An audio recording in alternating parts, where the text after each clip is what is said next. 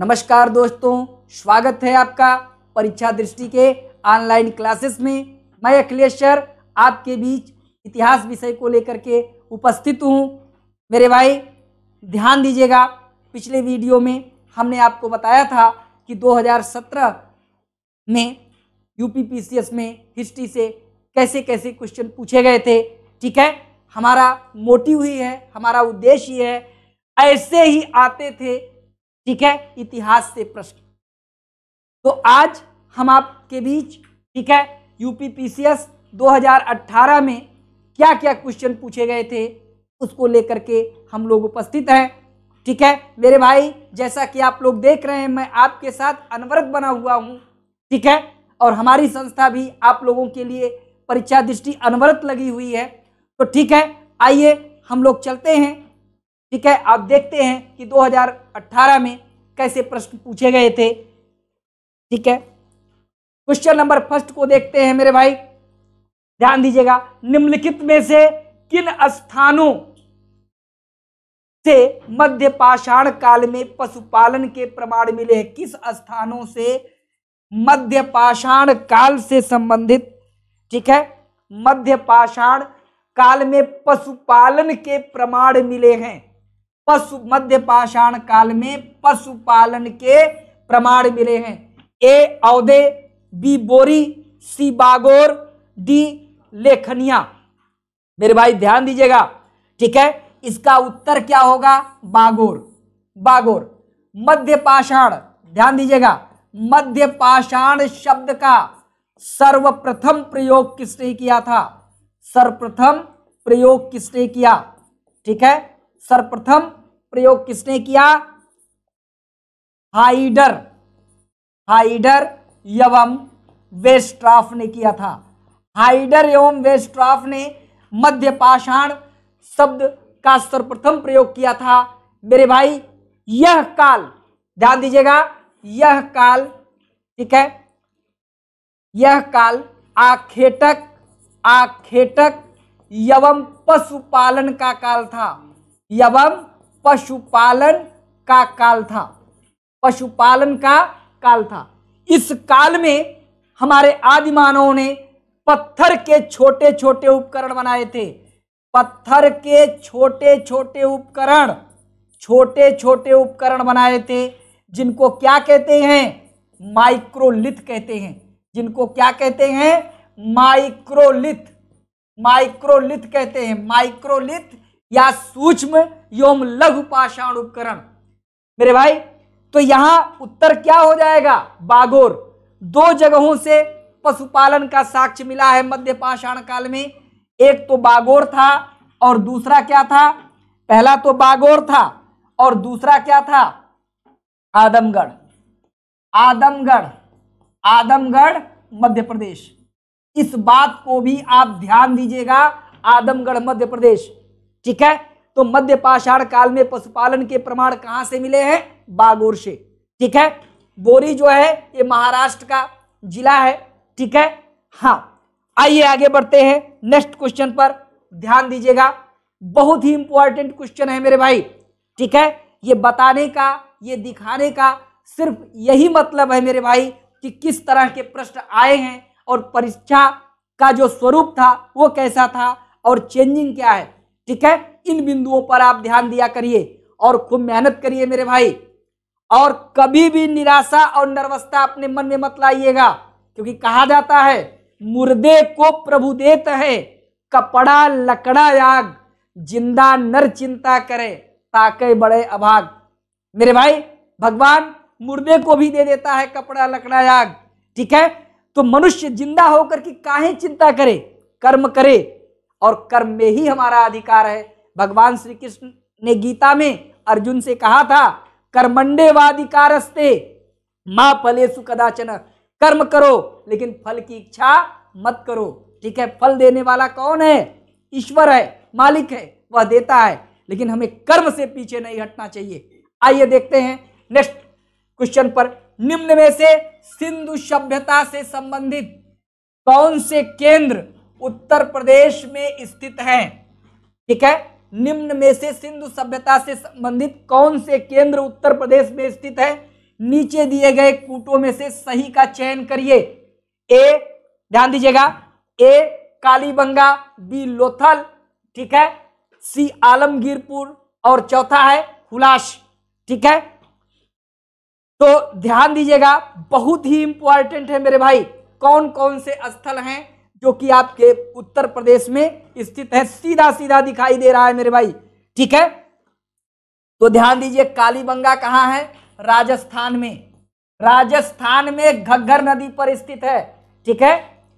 लोथल कहां है मेरे भाई? गुजरात में, यह सिंधु सभ्यता का बंदरगाह था लोथल, ठीक है। आलमगीरपुर उत्तर प्रदेश के, ठीक है, मेरठ जिले में, मेरठ जिले में, ठीक है, उत्तर प्रदेश के मेरठ जिले में हिंडन नदी पर है। कहां पर है? हिंडन नदी पर, ठीक है। तो उत्तर प्रदेश के मेरठपुर जिले में हिंडन नदी पर है। हुलास कहां है? उत्तर प्रदेश के सहारनपुर जिले में स्थित है, उत्तर प्रदेश के सहारनपुर जिले में स्थित है, ठीक है। तो मेरे भाई ध्यान दीजिएगा, यहां स्पष्ट हो गया कि कौन से दो स्थल जो है उत्तर प्रदेश में स्थित है। तो तीसरा और चौथा, तो ऑप्शन क्या हो जाएगा? उत्तर क्या हो जाएगा? डी, तीसरा और चौथा, ठीक है। तो ध्यान दीजिएगा मेरे भाई, चलते हैं हम लोग नेक्स्ट क्वेश्चन पर। निम्नलिखित में से कौन शुक्ल यजुर्वेद की संहिता है? शुक्ल यजुर्वेद की संहिता है। ए वाजसनेयी, बी मैत्रायणी, सी तैत्तिरीय, डी काठक, ठीक है। संहिता यानी ग्रंथ, ठीक है। तो शुक्ल यजुर्वेद की संहिता कौन सी है? वाजसनेयी है, वाजसनेयी, ठीक है। संहिता किसकी है? शुक्ल यजुर्वेद की है। बाकी ये तीनों किसकी हैं? कृष्ण यजुर्वेद।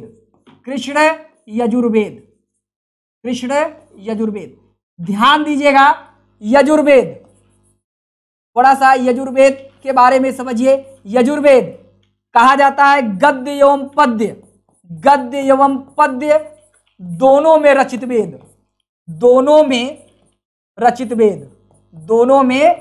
वेद, ठीक है। यजुर्वेद को दो भागों में बांटा जाता है। पहला है शुक्ल यजुर्वेद, जो कि किसमें है? पद्य में है, पद्य में रचित है। जबकि कृष्ण यजुर्वेद, ठीक है, कृष्ण यजुर्वेद गद्य एवं पद्य दोनों में रचित है। गद्य एवं पद्य, ध्यान रखिएगा, बहुत इंपॉर्टेंट है मेरे भाई, ये परीक्षा में पूछा जाता है। गद्य एवं पद्य दोनों में रचित है, गद्य और पद्य दोनों में रचित है, ठीक है। गद्य एवं पद्य दोनों में रचित, ध्यान दीजिएगा। कहा जाता है कि यज्ञीय विधि विधानों का, ठीक है, यज्ञीय विधि विधानों का उल्लेख किसमें मिलता है? विधि विधानों का उल्लेख यानी यज्ञीय कर्मकांडों का उल्लेख किसमें मिलता है? यजुर्वेद में। ध्यान दीजिएगा, बहुत ही इंपॉर्टेंट है मेरे भाई, परीक्षा में पूछे गए हैं। पढ़ाते समय हम एक एक चीज को और विस्तार में और विस्तृत तरीके से हम आपको बताएंगे इसको, ठीक है। तो आइए चलते हैं नेक्स्ट क्वेश्चन पर, ध्यान दीजिएगा, ठीक है। क्वेश्चन नंबर 4 देखें। हाथी गुम्फा का अभिलेख किस शासक के विषय में जानकारी का स्रोत है? ठीक है, हाथी गुम्फा अभिलेख किस शासक के विषय में जानकारी का स्रोत है मेरे भाई? इसमें पेन उठाने की जरूरत नहीं, सीधा टिक करिए। कलिंग नरेश खारवेल, कलिंग नरेश खारवेल। ये खारवेल कहाँ का राजा था? कलिंग का राजा था, कलिंग नरेश था खारवेल, ठीक है। भारत में सबसे पुराना अभिलेख, भारत में सबसे पुराने अभिलेख किसके हैं? सबसे पुराने अभिलेख, ठीक है, सबसे पुराने अभिलेख अशोक के हैं। किसके हैं? अशोक के हैं, ठीक है। सबसे पुराना अभिलेख किसका है? अशोक का है, ठीक है। तो इस चीज को आप लोग ध्यान दीजिएगा, बहुत अच्छा यहां पर प्रश्न पूछा गया है कि हाथी गुम्फा अभिलेख, इसमें और क्या वर्णन है। हाथी गुम्फा अभिलेख में भारतवर्ष शब्द का सर्वप्रथम उल्लेख इसी हाथी गुम्फा अभिलेख में मिलता है। ठीक है, तो यहां से इस तरह से भी परीक्षा में प्रश्न पूछे जाते हैं। आइए ध्यान दीजिए, आगे हम लोग बात करते हैं। ठीक है, हाँ, क्वेश्चन नंबर 5 का सूची 1 और सूची 2 को सुमेलित कीजिए और नीचे दिए गए कूटों में सही उत्तर का चयन कीजिए। सूची एक में दक्षिण भारत के समुद्रगुप्त के समकालीन नरेश, ध्यान दीजिएगा, समुद्रगुप्त के समकालीन नरेश, और इधर है सूची 2 में उनके राज्य। ठीक है, सूची 2 में क्या है, उनके राज्य हैं, ध्यान दीजिएगा। तो हाँ, ए धनंजय, उनके सामने राज्य है अवमुक्त, बी नीलराज उनके सामने है कंची, सी उग्रसेन उनके सामने कुस्तलपुर है, डी विष्णुगोप, यहां विष्णुगोप होना चाहिए, उनके सामने है पालक्का। ठीक है, तो अब इसको मिलान करना है मेरे भाई, ध्यान दीजिएगा। ये दक्षिण भारत के समुद्रगुप्त के समकालीन नरेश हैं और उनके राज्य हैं। ठीक है, तो इसका उत्तर मेरे भाई क्या हो जाएगा, सी। आइए हम लोग मिलान करते हैं। धनंजय ये कहां का था, कुस्तलपुर का था। नीलराज अवमुक्त, ये सब दक्षिण भारत के राज्य हैं, ध्यान रखिएगा। ठीक है, फिर इसके बाद है उग्रसेन पालक्का, और विष्णुगोप कंची का था। विष्णुगोप कहां का था, कंची का था। तो उत्तर क्या हो जाएगा, सी। ठीक है, उत्तर क्या हो जाएगा, सी। ध्यान दीजिएगा, आइए बढ़ते हैं नेक्स्ट क्वेश्चन पर। पुष्यमित्र शुंग द्वारा 2 अश्वमेध यज्ञ किए जाने के बारे में जानकारी किस लेख से मिलती है। बहुत अच्छा प्रश्न है मेरे भाई, ध्यान दीजिएगा। पुष्यमित्र शुंग द्वारा 2 अश्वमेध यज्ञ किए जाने के बारे में जानकारी किस लेख से मिलती है। ठीक है, ए सारनाथ लेख, बी बेसनगर लेख, सी अयोध्या लेख, डी हाथी गुम्फा लेख। तो उत्तर क्या हो जाएगा मेरे भाई, अयोध्या लेख। ये अयोध्या लेख किससे संबंधित है, धनदेव से संबंधित है। और इसी अयोध्या लेख में क्या कहा गया कि पुष्यमित्र शुंग ने 2 अश्वमेध यज्ञ किया था, और यह अश्वमेध यज्ञ संपादित किसने करवाया था, पतंजलि ने। पतंजलि, ठीक है, पतंजलि कौन थे, पुष्यमित्र शुंग के पुरोहित थे। पुष्यमित्र शुंग के पुरोहित थे, जिन्होंने 2 अश्वमेध यज्ञ करवाया था। ठीक है, पतंजलि का एक ग्रंथ है मेरे भाई, महाभाष्य, इसको भी आप मत भूलिएगा, ये कई बार परीक्षा में प्रश्न पूछा गया है। पतंजलि के ग्रंथ का क्या नाम है, महाभाष्य। ठीक है, आइए आगे बढ़ते हैं नेक्स्ट क्वेश्चन पर, ध्यान दीजिएगा। नीचे 2 कथन दिए गए हैं, जिनमें से एक को कथन ए तथा दूसरे को कारण आर कहा गया है। इसी तरह से प्रश्न परीक्षा में पूछे जा रहे हैं, कूट पर विशेष ध्यान दिया करिए मेरे भाई। ठीक है, कथन और कारण पर भी विशेष ध्यान दिया करिए, क्योंकि अब ट्रेड यही है, इसलिए मेहनत करनी पड़ेगी मेरे भाई। कहा जाता है कि मुश्किलों से कभी भी घबराना नहीं चाहिए, क्योंकि मुश्किलों से जो घबराते हैं जलीले खार होते हैं, बदल दे वक्त की तकदीर वो खुददार होते हैं। हजारों डूबते हैं ना खुदाओं के भरोसे पर, जो खुद चप्पू लगाते हैं वो अक्सर पार होते हैं। तो मेरे भाई, अपनी नाव हमें स्वतः खेनी है, लेकिन हमारे साथ, हमारी संस्था परीक्षा दृष्टि के साथ इसको ध्यान रखिएगा। तो आइए ध्यान दीजिए, आगे क्वेश्चन नंबर 7 को देखते हैं। कथन ए, ध्यान दीजिएगा, कथन ए में क्या कह रहा है, भारत पर तुर्की आक्रमण सफल हुए। कथन बी, उत्तर भारत में राजनीतिक एकता नहीं थी। ठीक है, बहुत ही बढ़िया, इस तरह से प्रश्न पूछा गया है। भारत पर तुर्की आक्रमण सफल हुए। क्यों सफल हुए मेरे भाई तुर्की आक्रमण? क्यों तुर्कों ने भारत पर आक्रमण किया? तो यहां पर एक चीज आप ध्यान दीजिएगा, जब जब केंद्रीय सत्ता कमजोर होती है तब तब प्रांतीय राजा अपनी स्वतंत्रता घोषित करते हैं और उसी समय भारत पर विदेशियों का क्या होता है? आक्रमण होता है। तो भारत पर तुर्की आक्रमण सफल हुए थे। तो तुर्की आक्रमण जो हुआ था वो किसके किसके नेतृत्व में हुआ था? थोड़ा सा यहां ध्यान दीजिए। तुर्की आक्रमण हुआ था सुबुक्तगीन के समय में, और सुबुक्तगीन का ही पुत्र था महमूद गजनवी का नाम आपने सुना होगा। इसने भारत पर 17 बार आक्रमण किया था और यह विश्व का पहला सुल्तान माना जाता है। ठीक है, इतिहासकार हेनरी इलियट ने क्या कहा था कि महमूद गजनवी ने भारत पर 17 बार आक्रमण किया था और इसके आक्रमण का उद्देश्य क्या था? सिर्फ यहां के धन को लूटना था मेरे भाई, सिर्फ यहां के धन को लूटना। तो ये ठीक है। तो उत्तर भारत में राजनीतिक एकता नहीं थी, तो ये दोनों सही है मेरे भाई, ये सही व्याख्या कर रहा है। तो इसका मतलब एक सही है।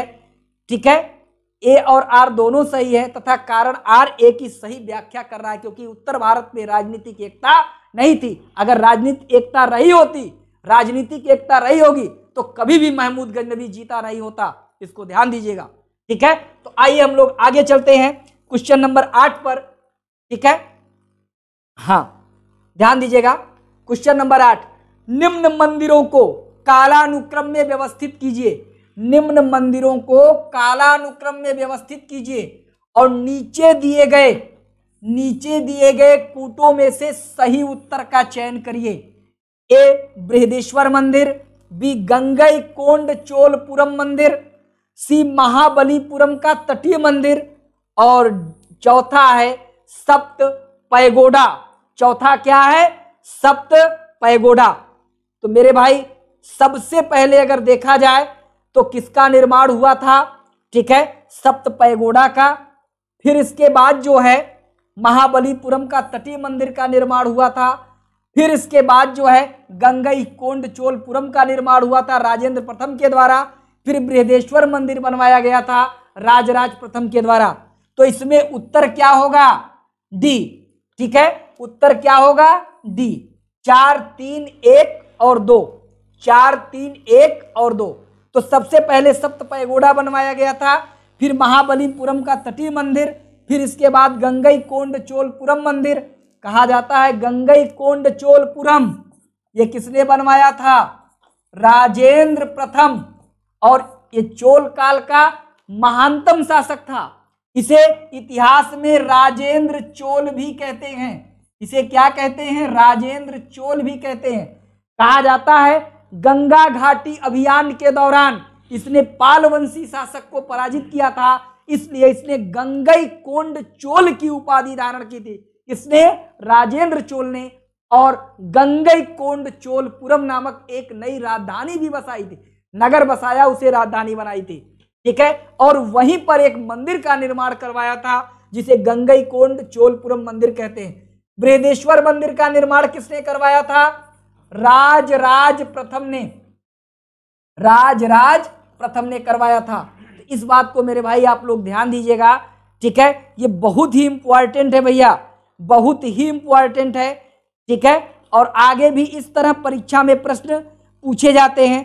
ठीक है, महाबलीपुरम का तटीय मंदिर किसने बनवाया था? महाबलीपुरम का तटीय मंदिर किसने बनवाया था? नरसिंह वर्मन द्वितीय ने। नरसिंह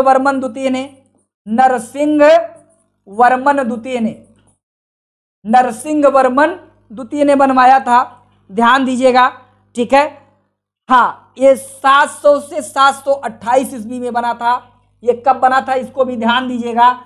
700 से 728 ईस्वी में, 700 से 728 ईस्वी में बना था। ठीक है, सप्त पैगोडा, ठीक है, ये मामल्य शैली में बना हुआ था। 630 से ये मंदिर कब बना था? 630 से 668 ईस्वी का है। 630 से 668 ईस्वी का है। और इसको बनवाया किसने था? नरसिंह वर्मन प्रथम ने। इसको नरसिंह वर्मन द्वितीय ने बनवाया था महाबलीपुरम का, ये ध्यान रखिएगा। और सप्त पैगोडा को बनवाया था नरसिंह वर्मन, ठीक है, नरसिंह वर्मन या नरसिंह देव वर्मन प्रथम ने बनवाया था, ठीक है। गंगई कोंड चोलपुरम, ध्यान दीजिएगा मेरे भाई, 1025 में बना था। गंगई कोंड चोलपुरम कब बना था? 1025 में बना था। और कहा जाता है कि जो बृहदेश्वर मंदिर था जिसको राजराज ने बनवाया था, ये कब बना था? 1003 से 1010 में, 1003 से 1010 ईस्वी। इसको ध्यान दीजिएगा। अब सीधा सीधा मिलान कर लीजिए, सीधा उत्तर क्या आएगा? डी आएगा, ठीक है मेरे भाई। इस तरह से प्रश्न पूछा जा रहा है, ट्रेड अब चेंज कर रहा है, ध्यान दीजिएगा। इस बार की परीक्षा में 2021 की पीसीएस की परीक्षा में इस तरह के प्रश्न रखे जा रहे हैं मेरे भाई, इस बात को ध्यान दीजिए। यही समझाने का तारतम्य है, यही हमारे बताने का तरीका है, ताकि जो है इस चीजों से आप अवगत रहें, ठीक है। आइए चलते हैं नेक्स्ट क्वेश्चन पर। निम्न में से कौन सी संस्था विदेशी व्यापार से संबंधित थी? कौन सी संस्था विदेशी व्यापार यानी विदेशी व्यापार, विदेशों से व्यापार के लिए संबंधित थी? तो संस्था का नाम क्या है? पेन उठाने की जरूरत नहीं है मेरे भाई, नानादेशी है। उस संस्था का नाम क्या है? नानादेशी। जबकि श्रेणी नगरम और मणिग्राम ये संस्था जो है अपने ही राज्य में, क्षेत्र में व्यापार में संलग्न थी, जबकि नानादेशी क्या थी? विदेशी व्यापार से संबंधित संस्था थी, ठीक है। दक्षिण भारत, ध्यान रखिएगा। निम्नलिखित युग्मों में से कौन सही सुमेलित नहीं है? निम्नलिखित युग्मों में से कौन सुमेलित नहीं है? अदीना मस्जिद, मांडू, लाल दरवाजा मस्जिद, जौनपुर, दाखिल दरवाजा, गौड़, तीन दरवाजा, अहमदाबाद। बहुत ही इंपॉर्टेंट प्रश्न है मेरे भाई और बहुत ही अच्छा प्रश्न है। तो यहां सीधा सीधा सा दिख रहा है, इसमें कुछ भी करने की जरूरत नहीं है। सीधा अदीना मस्जिद, ये कहां था? ये मांडू में नहीं था, बल्कि कहां था? बंगाल में। ये कहां था? अदीना मस्जिद कहां थी?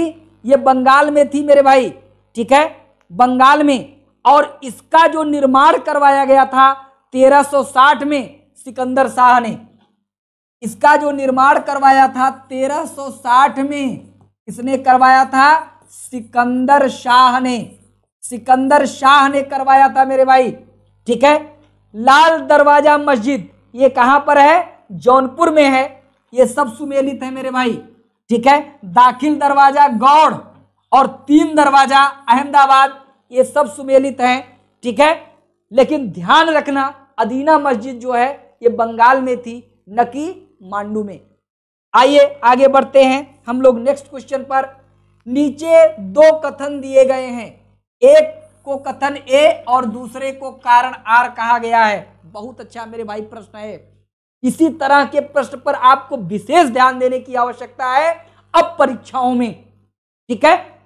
तो एक कथन में क्या है? मध्यकाल में संगीत पर संस्कृत में लिखी गई अनेक पुस्तकों का फारसी में अनुवाद किया गया। मध्यकाल में संगीत पर संस्कृत में लिखी गई अनेक पुस्तकों का फारसी में अनुवाद किया गया। कथन क्या है? कथन, ठीक है, यहां पर कारण होना चाहिए मेरे भाई, यहां पर दोनों कथन हो गया है, ठीक है। कथन ए और यहां पर कथन की जगह मेरे भाई कारण, यहां पर कारण होना चाहिए था, ठीक है। आरंभिक चिश्ती सूफी संत सभाओं जिन्हें समा कहा जाता है के शौकीन थे, जिन्हें समा कहा जाता है के शौकीन थे, ठीक है। तो मेरे भाई कथन में ये भी सही है और ये भी सही है, दोनों सही है मेरे भाई।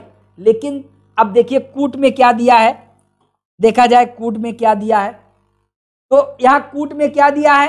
एक कथन ए और आर दोनों सही है, आर कथन ए की सही व्याख्या है। नहीं मेरे भाई, ये व्याख्या नहीं है, ठीक है, ये सही व्याख्या, ठीक है। हाँ, बी देखिए कथन ए तथा कारण आर दोनों सही हैं, ठीक है, किंतु कारण आर कथन ए की सही व्याख्या नहीं। इसका मतलब मेरे भाई बी सही है, यानी दोनों कथन सही हैं लेकिन व्याख्या नहीं कर रहा है। ठीक है, चलिए आगे देखते हैं। निम्नलिखित युग्मों में कौन सही सुमेलित नहीं है? ठीक है, एक तरफ रियासत और दूसरी तरफ शासक हैं, तो ए देवगिरी शंकर देव, बी वारंगल रामचंद्र देव, सी होयसल वीर बल्लाल, सी डी मथुरा वीर पांडे। बहुत ही बढ़िया क्वेश्चन है मेरे भाई, और बहुत ही बढ़िया इसी तरह के क्वेश्चन परीक्षा में बनाए जाते। अभी जैसा कि ध्यान दीजिएगा 2017 वाले में हमने करवाया था वारंगल, ये काकतीय वंश की राजधानी थी। ठीक है, और वहां का शासक था प्रताप रुद्रदेव। तो यहां सीधा सीधा आपको कुछ भी पेन उठाने की जरूरत नहीं है। ये रामचंद्र देव जो थे ये कहाँ के शासक थे? देवगिरी के शासक थे। ठीक है, देवगिरी के शासक थे रामचंद्र देव और शंकर देव। शंकर देव और रामचंद्र देव ये दोनों किसके शासक थे? देवगिरी के शासक थे। ठीक है, जो वारंगल का शासक था उसका नाम था प्रताप रुद्रदेव। प्रताप रुद्रदेव, ध्यान रखिएगा। ठीक है, वैसल वीर बल्लाल ये भी सही है, मदुरा वीर पांड्या ये भी सही है। तो यहां पर मेरे भाई ध्यान देना, आपका उत्तर क्या हो जाएगा? वारंगल, वारंगल रामचंद्र देव। आइए नेक्स्ट क्वेश्चन पर चलते हैं हम लोग। निम्नलिखित युग्मों में कौन सही सुमेलित नहीं है? निम्नलिखित युग्मों में कौन सही सुमेलित नहीं है? बहुत ही अच्छा प्रश्न। इसी तरह के प्रश्न अब के ट्रेंड के हिसाब से आ रहे हैं। ए ध्रुवदास भगत नामावली, ध्रुवदास भगत नामावली मेरे भाई ये करेक्ट है। नाभादास भक्तमाल ये भी सही है। नाभादास ने क्या किया है? भक्तमाल। ठीक है, नाभादास, हाँ बहुत बढ़िया भैया, नाभादास। ठीक है, भक्तमाल।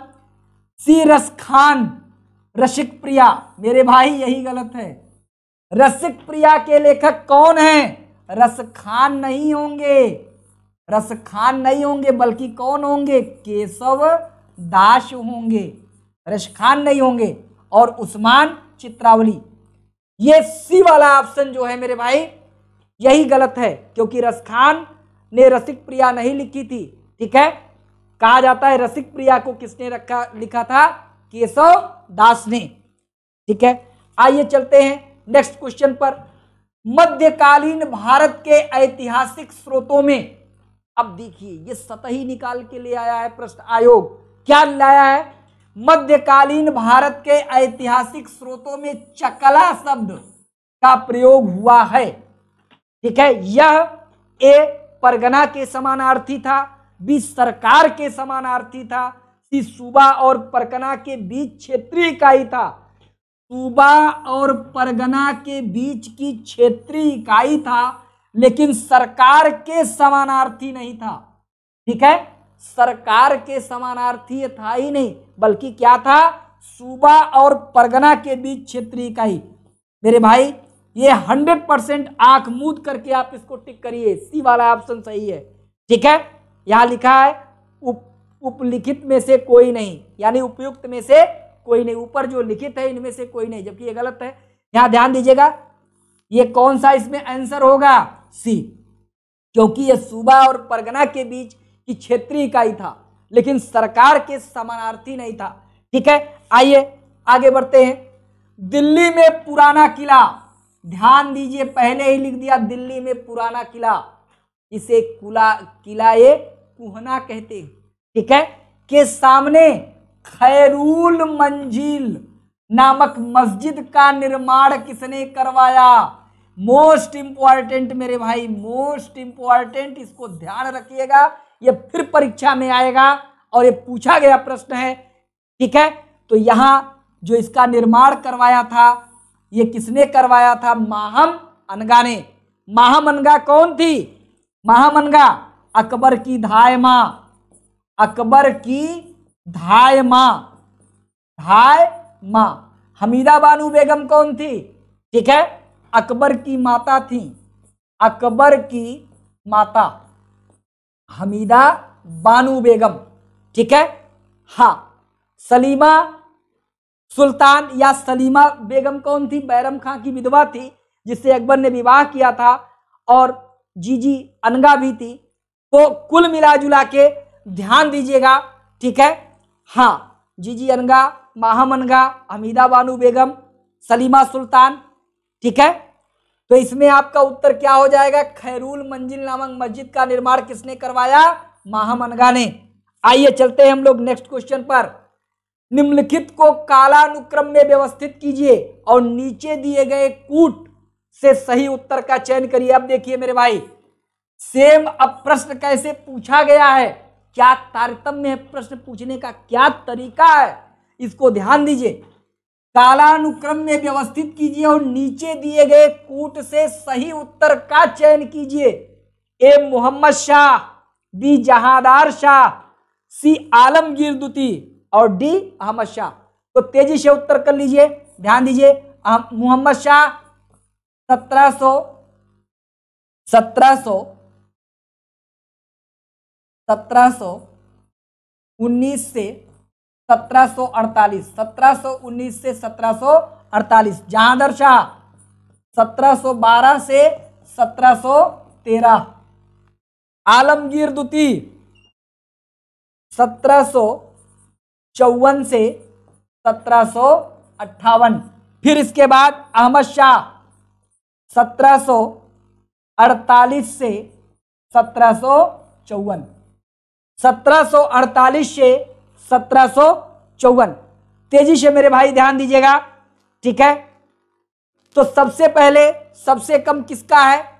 जहांदर शाह, बी जहांदर शाह। फिर इसके बाद ए मोहम्मद शाह रंगीला 1719 से 1748। फिर इसके बाद कौन सा है मेरे भाई? डी 1748 से 1754। फिर इसके बाद है 54 से 58। इसका मतलब बी ऑप्शन सही है, ध्यान देना, बी ऑप्शन, ठीक है। पहले कौन है? पहले है जहांदर शाह, फिर इसके बाद ए मोहम्मद शाह, फिर डी अहमद शाह और फिर इसके बाद है सी आलमगीर द्वितीय। तो ध्यान दीजिएगा, आलमगीर द्वितीय के समय में प्लासी का युद्ध हुआ था, ये मोस्ट इंपॉर्टेंट है, ध्यान रखिएगा। प्लासी का युद्ध हुआ था, प्लासी का युद्ध, लेकिन इनमें इनका कोई रोल नहीं था। ये था 23 जून 1757। 23 जून 1757 को प्लासी का युद्ध हुआ था। एक तरफ थे सिराजुद्दौला, यहाँ हम युद्ध को करवा दे रहे हैं, लेकिन जब इसको थियरी पढ़ाएंगे तो विस्तृत समझाएंगे कि युद्ध क्या था, क्या यह युद्ध था या मात्र एक सैनिक झड़प था, ठीक है। किस तरह से मीर जाफर ने, जिसको आधुनिक भारत का पहला देशद्रोही कहा जाता है, अपने ही नवाब सिराजुद्दौला के साथ गद्दारी की थी और रॉबर्ट क्लाइव से जा मिला था, ठीक है। तो एक तरफ मेरे भाई ध्यान दीजिएगा, एक तरफ, ठीक है। तो यहां ध्यान दीजिए 23 जून 1757। एक तरफ कौन थे? सिराजुद्दौला, सिराजुद्दौला, और दूसरी तरफ कौन था? ध्यान देना, रॉबर्ट क्लाइव, रॉबर्ट क्लाइव। दूसरी तरफ कौन था? Robert Clive. रॉबर्ट क्लाइव विजयी रहा और सिराजुद्दौला पराजित रहा, क्योंकि इसका प्रधान सेनापति मीर जाफर किससे जाके मिल गया था? जो गद्दार था, रॉबर्ट क्लाइव से मिला था, क्योंकि रॉबर्ट क्लाइव ने उसे नवाब का लालच देकर के अपनी ओर मिला लिया था। आइए मेरे भाई हम लोग नेक्स्ट क्वेश्चन पर चलते हैं। सुरक्षा के लिए मराठों के राजस्व के दावों को किस नाम से जाना जाता है? सुरक्षा के लिए, ध्यान दीजिएगा, सुरक्षा के लिए मराठों के दावों को किस नाम से जाना जाता है?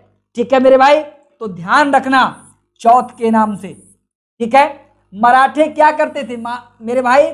महाराष्ट्र की उबड़ खाबड़ जमीन थी, वहां कुछ नहीं होता था, तो ये क्या करते थे?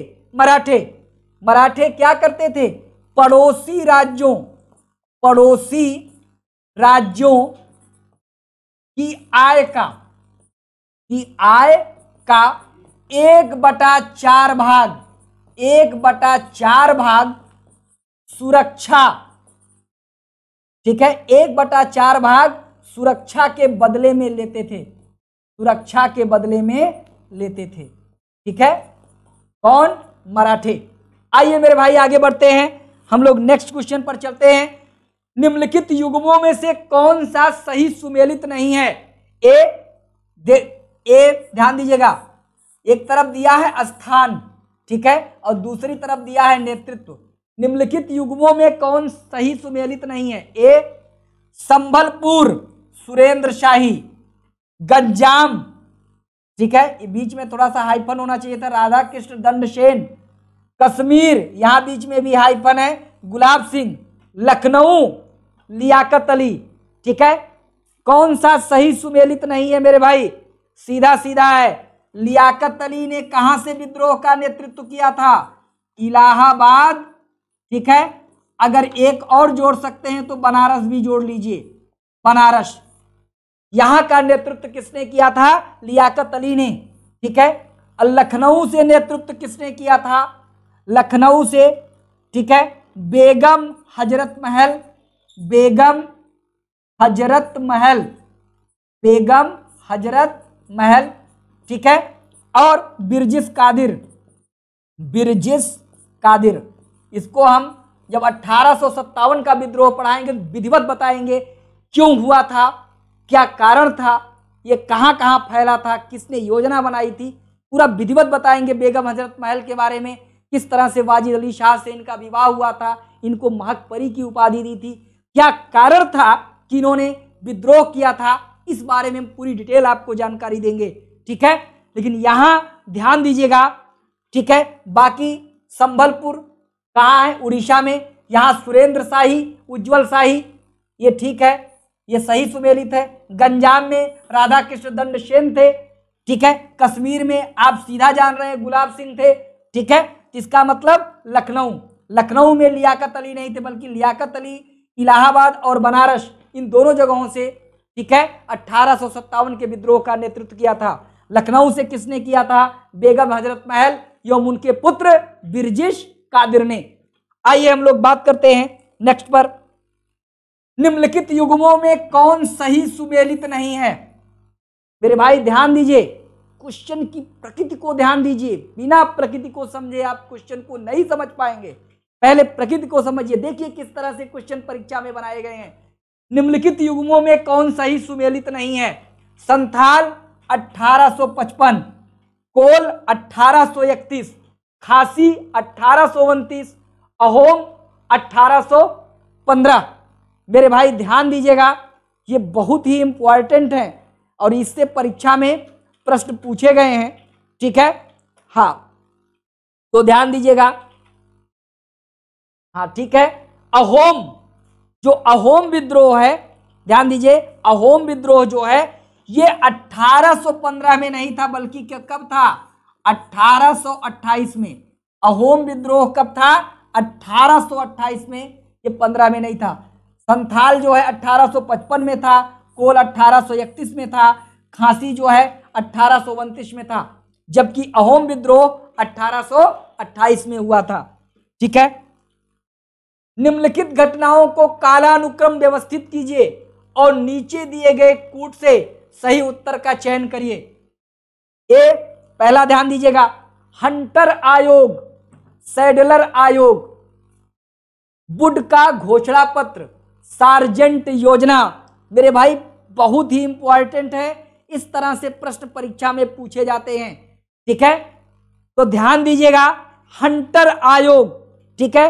पहले वुड का घोषणा पत्र, हाँ, वुड का घोषणा पत्र कब आया था? 1854 में। 1854 में उस समय गवर्नर जनरल कौन था?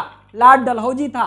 शिक्षा से संबंधित सुझाव देने के लिए वुड का घोषणा पत्र लाया गया था। इनका पूरा नाम था चार्ल्स वुड, ठीक है। इनका पूरा नाम क्या था मेरे भाई? चार्ल्स वुड था। हंटर आयोग, ठीक है। अब देखिए यहां दो चीजें हैं, एक हंटर आयोग भी था और हंटर कमेटी भी थी। तो हंटर आयोग का जो गठन हुआ था वो 1882 में हुआ था और उस समय भारत के जो गवर्नर जनरल थे, ठीक है, सॉरी वायसराय थे, वो कौन थे? लॉर्ड रिपन थे, लॉर्ड रिपन। इसको भी साथ साथ समझते चलिएगा। सैडलर आयोग कब लाया गया था? 1817 में, लॉर्ड चेम्स फोर्ड के समय में, ठीक है। 1800 की 1900, ध्यान दीजिएगा मेरे भाई, 1917, यहां 1817 नहीं होगा, 1917 से 1919, इसको ध्यान दीजिएगा। वुड का घोषणा पत्र 54 में, ठीक है, और सार्जेंट जो योजना लाई गई थी वो कब लाई गई थी? 1944 में, 1944 में। तो उत्तर इसका क्या हो जाएगा मेरे भाई? अब तो पूरा क्लियर है, अब तो खुद मिला सकते हैं। उत्तर क्या हो जाएगा? CABC, CABC। तो पहले ध्यान दीजिएगा, सी वुड का घोषणा पत्र, फिर ए है हंटर आयोग, फिर बी है सैडलर आयोग, और फिर डी है, सी है, फिर सी है, ठीक है। हाँ, यहां पर थोड़ा सा ध्यान दीजिए मेरे भाई, यहां पर मिसप्रिंट हुआ है, ठीक है। यहां पर क्या हुआ है, थोड़ा सा ध्यान दीजिएगा, मिसप्रिंट हुआ है। हाँ, कभी कभी एरर हो जाता है, ह्यूमन गलती कभी कभी हो जाती है, इसलिए इस चीज को ध्यान दीजिएगा। यहां पर सी की जगह क्या होगा? डी होगा। यहां पर सी की जगह क्या हो जाएगा? डी हो जाएगा, इसलिए इस चीज को ध्यान दीजिए। आइए हम लोग नेक्स्ट क्वेश्चन पर चलते हैं। नीचे दो कथन दिए गए हैं। अब देखिए मेरे भाई, फिर जो है कथन और कारण, इसका मतलब क्या है मेरे भाई कि विगत परीक्षा में अब जो प्रश्न पूछे जाएंगे कथन कारण सतही प्रश्न अब रखे जा रहे हैं। इसको बताने का, इसको समझाने का यही मेरा उद्देश्य है, ठीक है। नीचे दो कथन दिए गए हैं, एक को कथन ए, दूसरे को कारण आर कहा गया है। कथन ए, 1946 में मुस्लिम लीग कैबिनेट मिशन प्लान के लिए दी गई अपनी स्वीकृति वापस ले ली थी, ठीक है। कैबिनेट मिशन प्लान के लिए दी गई अपनी स्वीकृति वापस ले ली। कारण, 1946 में गठित अंतरिम सरकार में मुस्लिम लीग शामिल हुई थी, ठीक है, मुस्लिम लीग शामिल हुई थी। अब मेरे भाई ध्यान देना, नीचे दिए गए कूटों में से सही उत्तर का चयन करिए। कथन ए तथा कारण आर, ठीक है मेरे भाई, कथन ए तथा कारण आर दोनों सही है, ठीक है, तथा कारण आर कथन ए की व्याख्या है, ठीक है। बी, कथन ए तथा आर दोनों सही है, किंतु कारण आर, ध्यान दीजिएगा, कारण आर ए की व्याख्या नहीं है। सी, कथन ए सही है परंतु कारण आर गलत है। डी, कथन ए गलत है, आर सही है। तो अब यहां पर देखिए क्या सही है। 1946 में मुस्लिम लीग ने, ठीक है, कैबिनेट मिशन प्लान के लिए दी गई अपनी स्वीकृति वापस ले ली थी। बिल्कुल सही है, बिल्कुल सही है मेरे भाई, इसमें कोई दो राय नहीं है। प्लान को वापस लिया था, ठीक है, जिन्ना ने वापस ले लिया था, ये भी ध्यान दीजिएगा, ठीक है, क्योंकि इसमें ये कहा गया था पाकिस्तान से संबंधित कोई प्रस्ताव है या नहीं है, इस चीज को ध्यान दीजिए। कारण जो दिखाया गया है, ठीक है मेरे भाई, जो इसमें कारण दिखाया गया कि 1946 में गठित अंतरिम सरकार में मुस्लिम लीग शामिल हुई थी, ठीक है, ये भी सही है, ठीक है, लेकिन कारण ये नहीं है कि शामिल हुई तब ऐसा हुआ, शामिल हुई थी, यानी ये दोनों सही हैं, कथन भी सही है, कारण भी सही है, लेकिन व्याख्या सही नहीं है। इसका मतलब बी वाला ऑप्शन सही है, ठीक है मेरे भाई, ध्यान दीजिएगा। आइए हम लोग आगे बढ़ते हैं। क्वेश्चन नंबर 22, निम्नलिखित नेताओं में से किसने क्रांतिकारी संगठन अभिनव भारत समाज संस्था की स्थापना की? अभिनव भारत समाज की स्थापना की। ए, भगत सिंह, बी, विनायक दामोदर सावरकर जिसको बीडी सावरकर कहते हैं, बारेंद्र कुमार घोष, पुलिन बिहारी। मेरे भाई इसमें पेन उठाने की भी जरूरत नहीं है क्योंकि उनका नाम है विनायक दामोदर सावरकर। अभिनव भारत, ध्यान दीजिए मेरे भाई, ये अभिनव भारत नामक जो संस्था है ये 1904 में अस्तित्व में आई थी, जबकि इसका पूर्व नाम मित्र मेला था। इसका पूर्व नाम क्या था? मित्र मेला था, जो कि 1899 में यह स्थापित की गई थी। और इसकी स्थापना किसने की थी? बीडी सावरकर, यानी विनायक दामोदर सावरकर थे। विनायक दामोदर सावरकर थे। कहा जाता है ये वही बीडी सावरकर हैं जिन्होंने कहा था 1857 के विद्रोह की प्रकृति के बारे में कि 1857 का विद्रोह, ध्यान रखना बहुत इंपॉर्टेंट स्टेटमेंट है कि 1857 का विद्रोह, ठीक है, 1857 का विद्रोह भारत का प्रथम एवं सुनियोजित स्वतंत्रता संग्राम था। सुनियोजित स्वतंत्रता संग्राम था, स्वतंत्रता संग्राम था। ध्यान रखना बहुत इंपॉर्टेंट है। और इनकी पुस्तक एक प्रकाशित हुई थी, एक पुस्तक थी, क्या इनकी पुस्तक का नाम क्या था? ठीक है, इनकी पुस्तक का नाम क्या था मेरे भाई? ध्यान देना, the Indian war of independence, the Indian war of independence, जिसमें इन्होंने कहा था कि ठीक है कि भारत 1857 का जो विद्रोह था भारत का प्रथम एवं सुनियोजित स्वतंत्रता संग्राम था। मेरे भाई ध्यान दीजिएगा, ठीक है। हाँ, तो ये था मेरे भाई आज का क्वेश्चन 2018 पीसीएस में प्री में पूछे गए। मेरे भाई इसी तरह से परीक्षा में प्रश्न आते, तथ्य परक। आपने देखा कि कॉन्सेप्ट बेसिस कूट का प्रयोग कितनी गहराई से आयोग कर रहा है, ठीक है। आगे की परीक्षाओं में यह देखने को मिलता है। इसलिए मेरे भाई कमर कस के तैयार होइए, खूब मेहनत करिए, आगे बढ़िए। जय हिंद,